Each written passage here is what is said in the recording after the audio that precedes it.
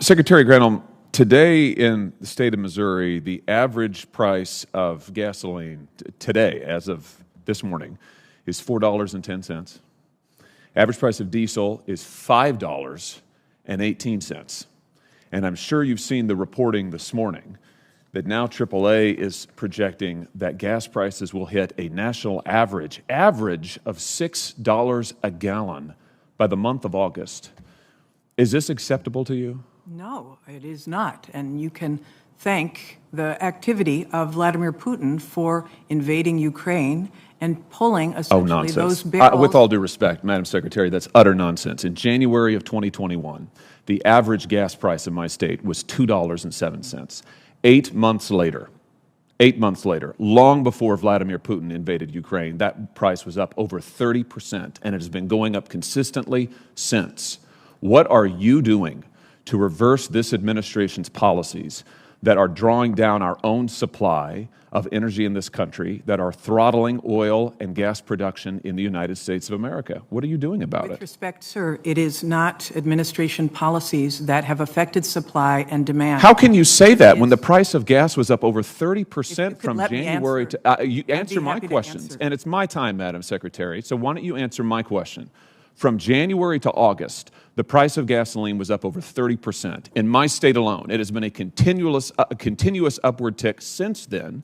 And here's what your president did when he first came to office. He immediately re-entered the Paris Climate Accord. He canceled the Keystone Pipeline. He halted leasing programs in ANWR. He issued a 60-day halt on all new oil and gas leases and drilling permits on federal lands and waters. That's nationwide. That accounts, by the way, for 25% of U.S. oil production. He directed federal agencies to eliminate all supports for fossil fuels. He imposed new regulations on oil and gas and methane emissions. Those were all just in the first few days. Are you telling me that's had no effect on our energy? Good morning, everybody, from Nicosia, Cyprus. It is 9:15 here on this Friday morning, and we have to talk about food shortages. That's the big topic. We'll talk about food shortages. We'll talk a little bit about Erdogan, Finland, Sweden, an update there, and then we'll get to a clown world. But food shortages is the big topic because for the past 85 plus days, the European Union, the collective West, the Joe Bidenopolis White House, they wanted us to believe that they would break the back of Russia, that they would get regime change in Russia if they put in place these shock and awe sanctions, which were targeted at destroying Russia's energy industry. And this has been a big failure, a massive failure.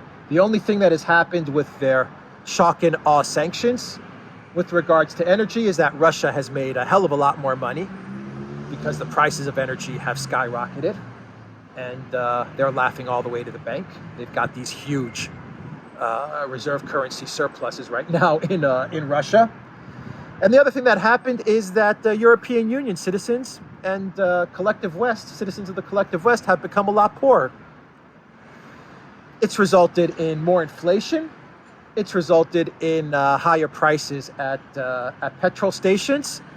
And it's resulted in crazy price hikes with regards to electricity. And a lot of businesses have also suffered because of the collective West's energy shock and awe, oil and gas, energy sanctions.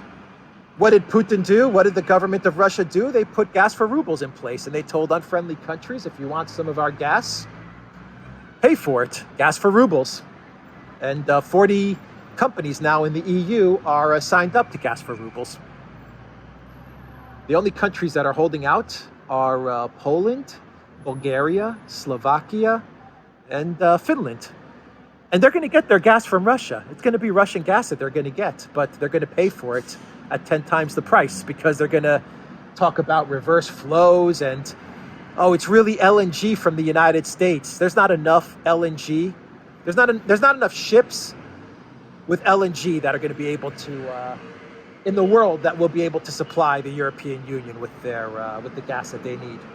But, you know, the Polish, Bulgarian, Finnish, Slovakian, I believe Slovakia as well, those governments are going to come out and they're going to tell their people, well, we found alternative methods and, you're going to be paying more, but we're really sticking it to Putin.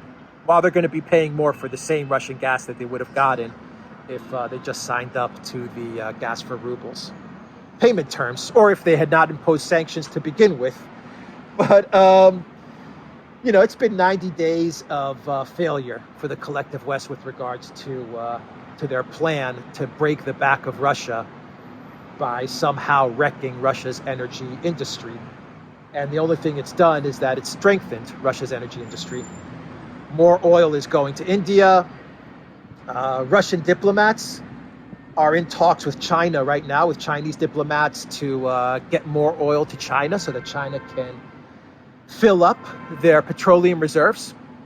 The important thing to this story is that we're talking about talks taking place on a diplomatic, on a political level, not on a business level. It's Russian diplomats with Chinese diplomats talking oil and energy policy. That's huge.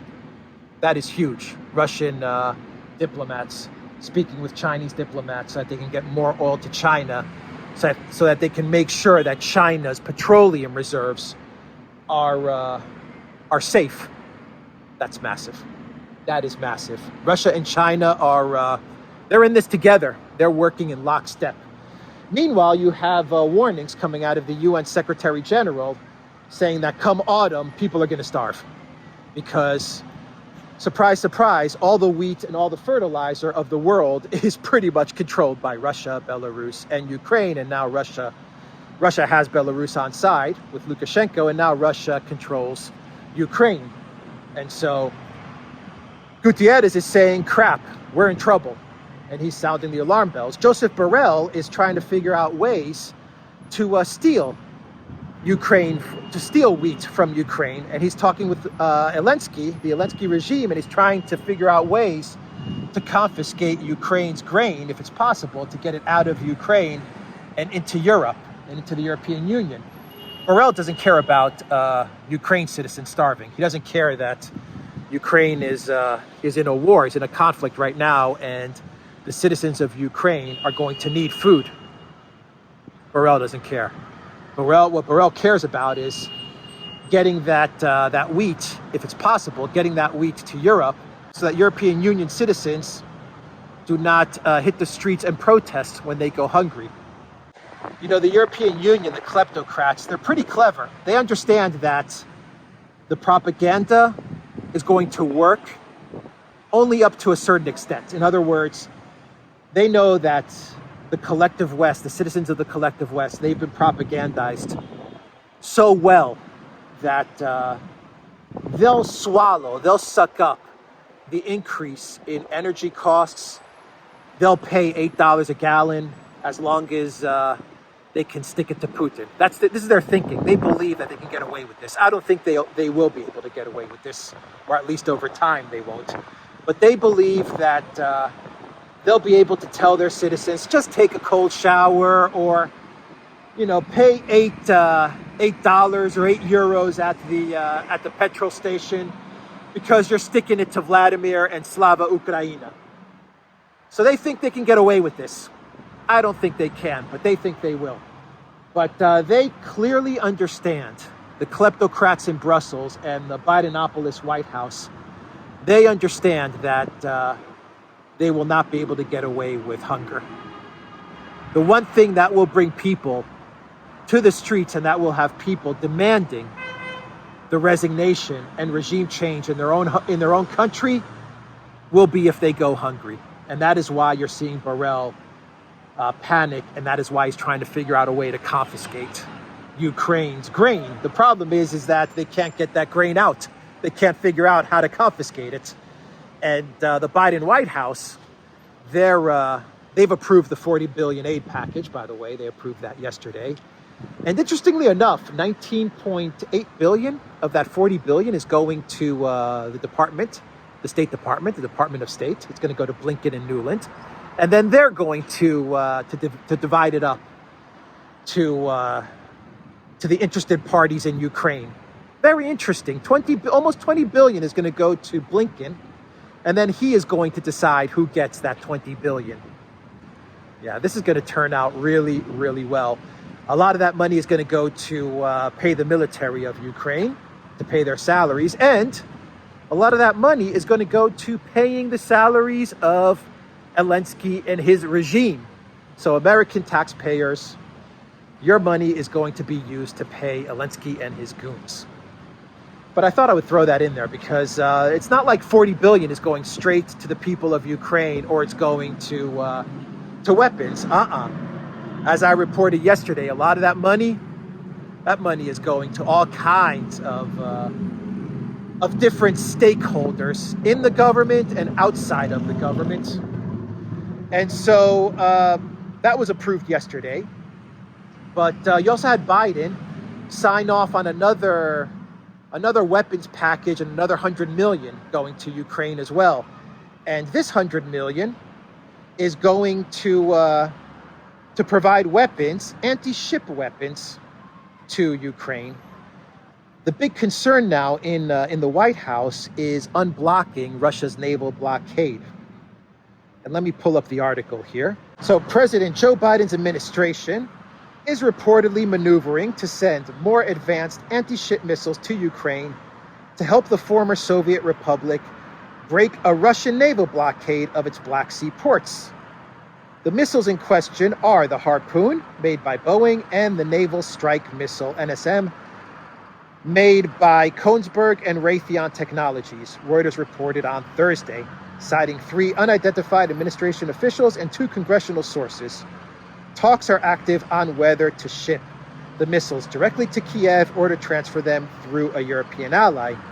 Ukrainian President Zelensky has been lobbying since at least April for his Western backers to provide Harpoons or other missiles with similar capabilities. However, as Reuters noted, countries have avoided being the first nation or the only nation providing such weaponry to Kiev, fearing Russian reprisals if a ship is sunk with a Harpoon from their stockpile. So when Biden signed off on this, the UK and Boris Johnson also signed off on providing anti-ship missiles to the Zelensky regime. And they're doing this because they want to unblock a naval blockade. We have been told now for 90 days that Russia has made no progress in Ukraine and that it's been a complete failure. So riddle me this. If it's been such a failure for Russia, then why is Biden and Boris, why are they now panicking to get anti-ship missiles to Ukraine in order to unblock a Russian naval blockade of the Black Sea? Because if they don't unblock that blockade, they can't confiscate Ukraine's wheat. And if they can't confiscate Ukraine's wheat, well, then they can't get that wheat to the citizens of the collective West. And the citizens of the collective West will go hungry come autumn, and then there's going to be all kinds of political fallout, all kinds of political problems then. But if Russia's doing so poorly, if Russia is losing so much, why the panic? How did Russia even end up blockading the Ukraine, putting a naval blockade? I thought that Putin was gaining no territory. I thought that he had lost. And now all of a sudden, the Bidenopolis and the Boris Johnson governments are rushing to get anti-ship missiles to Zelensky, and they're getting them to him in the beginning of summer in the hopes that by the end of summer, they'll be able to somehow unblock this Russian blockade and get wheat to the collective West. Is that their thinking? Wow. Yeah, things are not going too well for Biden, Boris, and Ursula, are they? Not going well at all. And I'm sure the Russians are aware of this, and I'm sure they're going to take the necessary measures to deal with this. But yeah, Russia controls the ports. Surprise, surprise, everybody. Russia controls the ports in Ukraine. So everything that they've been telling us about Russia is losing, it sure sounds like Russia is winning. Definitely sounds like Russia is winning. Another country that's winning is Turkey. Let's shift gears and talk about Turkey. Turkey is winning big time. And Turkey has come out with more demands. Actually, they've come out with more specific demands for Finland and Sweden. And they've actually called this the Scandinavian, they've given this a name, the Scandinavian dossier or something like that. So Turkey has, they're trolling Finland and Sweden now. and my God, I can't believe this. And Erdogan is actually telling the diplomats in Finland and Sweden, they're telling them, you know, you're going to be coming to Ankara on the 23rd of May. Don't expect us to say yes unless you do these things that we're going to order you to do. And let me pull up what Turkey is going to order Finland and Sweden to do. So embarrassing for Finland and Sweden. This is so embarrassing. Utter humiliation. Turkey names conditions for U-turn on Finland and Sweden's NATO bids. The conditions have apparently been laid out in a Scandinavian dossier. A Scandinavian dossier, which is set to be discussed with Swedish and Finnish diplomats. They are expected to arrive in Ankara on May 23rd to hold talks with the Turkish Deputy Foreign Minister, Sedat Onal. They will have to take our demands into account. Maybe they will have to come to Turkey several times in the process. Turkish diplomatic sources were quoted as saying by Turkiye. In the documents, Turkey has reportedly made 5 key demands: the extradition of terrorists associated with the Kurdistan Workers' Party, the PKK, and the Federalist Organization, the FETO, the recognition of the Syrian National Defense Forces, the SNS, as a terrorist organization, an end to support for representatives of the FETO, which Ankara believes to be behind the coup attempts in 2016, and the closure of all organizations related to structures associated with terrorists in Turkey. Ankara also demands that the two countries provide written guarantees of these commitments and not simply make promises. Diplomatic sources have allegedly stated that Ankara will not accept any concessions on these 5 points, and that if these demands are met, it might reconsider its position on Sweden and Finland's NATO membership bids. So there you have the demands from Turkey, from Erdogan. He is looking to humiliate Finland and Sweden.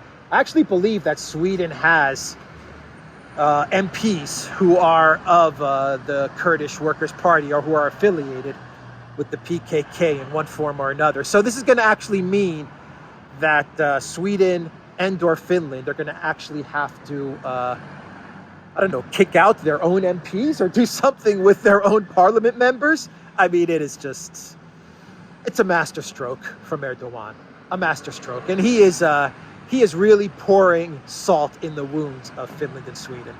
Pure and utter humiliation. And he even says in his statement, Turkey even says in the statement, that you may actually have to come to Turkey multiple times in order to convince us. Oh my God, this should be my clown world. The Prime Minister and the President, the Prime Minister of Sweden and the President of Finland were actually in Washington kissing up to Bidenopolis just yesterday, I believe. And Biden came out with some real interesting statements. Let me read them to you. Speaking alongside Finnish President Sauli Niinisto and Swedish Prime Minister Magdalena Andersson at the White House, Biden announced that he would submit a report to Congress urging lawmakers to give the green light to including 2 Nordic nations in the NATO alliance. Sweden and Finland formally requested admission to the US-led military bloc on Wednesday. Quote, Sweden and Finland are already among our closest partners on a range of issues, Biden declared. Today, I am proud to assure them they have the full, total, complete backing of the United States of America. Biden also said that their inclusion would make NATO stronger. There's that line, would make NATO stronger. Biden added that new members joining NATO is not a threat to any nation, and that the alliance's purpose is to defend against aggression. We reject the bloody creed that might makes right. This is the President of the United States, this is Biden, saying, we reject the bloody creed that might makes right. Saying in conclusion that NATO's door remains open for other prospective members. Now, a lot of people are going to think that when Biden says other prospective members, the door remains open, he's talking about Ukraine and Georgia and countries located in and around Europe. I don't think so. I think Biden's talking about NATO Pacific, NATO South Indo-Pacific. That's what Biden's talking about. He wants to expand NATO to the Pacific so that they can take on China. That's what he means when he's talking about the door is open.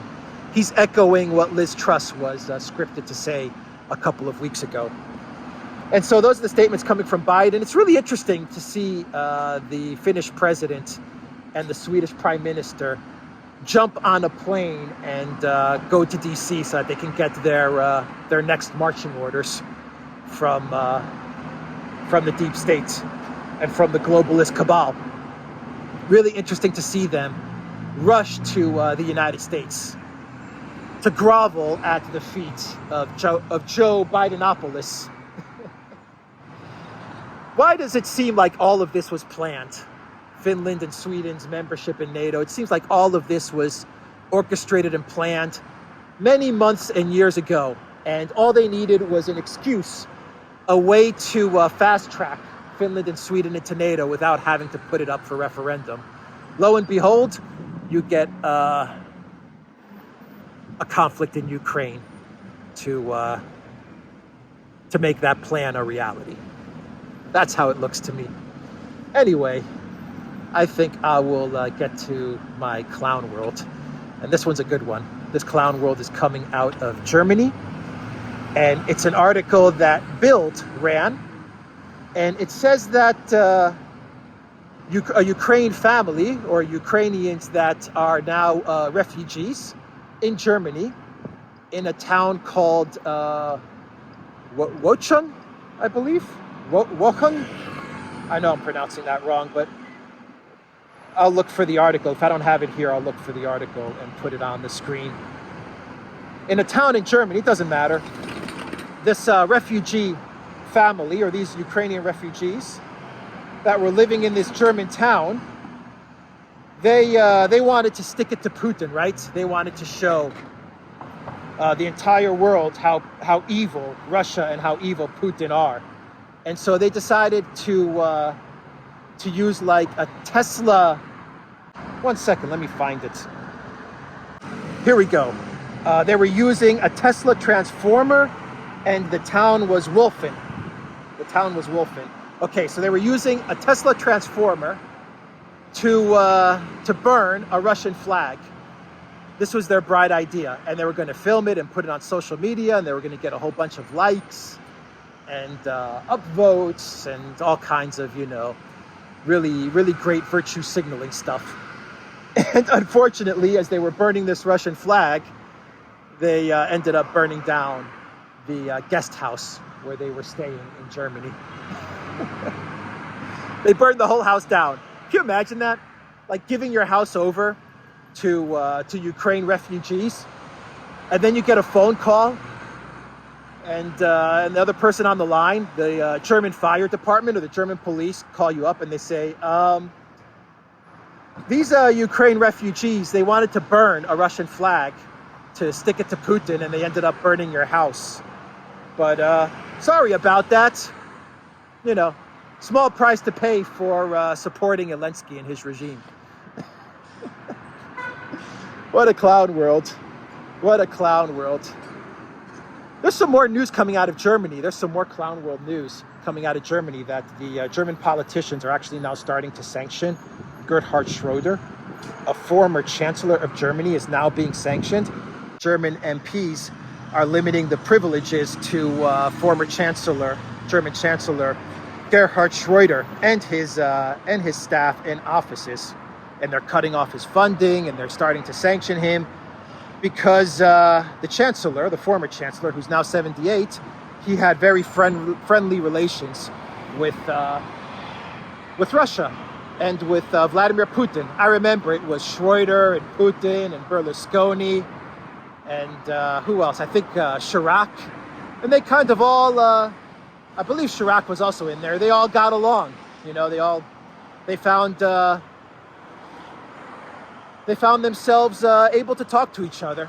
And Schroeder became really good friends with Putin. And now it looks like the German government is actually going after a former chancellor just because he got along with Russia and he got along with Vladimir Putin. That's another clown world as well. Anyway, I will end the video there, guys. TheDuran.locals.com. Check out Alexander's channel. Check out the Duran's channel. Time for a coffee and time to get this video up. Take care.